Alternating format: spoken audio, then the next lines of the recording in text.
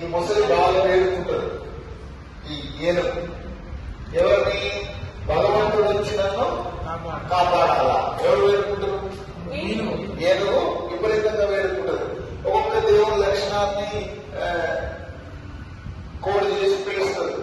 అందరు దేవుళ్ళు రెడీ అయిపోతారు. ఎవరు రావాలి ఏ దేవుడికి అర్థం కాదు, ఎవరిని పిలుస్తుందో తెలియదు.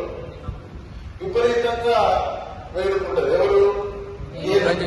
అయితే వీళ్ళందరికీ మూలం ఎవరు? వీళ్ళందరికీ భాష ఎవరు? ఆయన రావాలని ఆయన నుంచి ఉద్భవించిన వాళ్ళు లేరు వీళ్ళందరూ. ఆయన రావాలా, తను తాను మర్చిపోయి కాపాడాలి మనం అని బాగా వేడుకుంటే అప్పుడు ఎంత ప్రయత్నించినా రాడు. ఎవరు? విష్ణుమూర్తి. అన్యలా శరణం నాస్తి, నువ్వు తప్ప నాకెవరు లేరు అని నా ప్రయత్నం ఓడిపోయింది పిల్లగానే అప్పుడు వచ్చి కాపాడతాడు. ఎవరు? విష్ణు వచ్చి సుదర్శన చక్రాన్ని ఏం చేస్తుంది? ఇది చేస్తాడు. మొసలు ఏమైపోతుంది? అంటే అయిపోతాడు. అర్థమవుతుందా? సో భగవంతుడిని ఆ రకంగా ప్రార్థిస్తుంది. ఈ జన్మలో మొసలిగా ఏనుగుగా పుడతాడు. అప్పుడు ప్రార్థించినప్పుడు చాలా దీనంగా వేడుకునే ఒక శ్లోకం ఉంటుంది.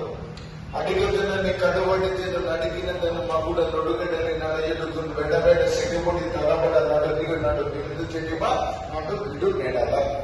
అర్థమవుతుందా? ఈ రకంగా ఈ వేడుకుడు నేను ఎందుకు చెప్తున్నా మీకు, భగవంతుడు ఒక్కడే, రూపాలు చాలా వేరు. అర్థమవుతుందా?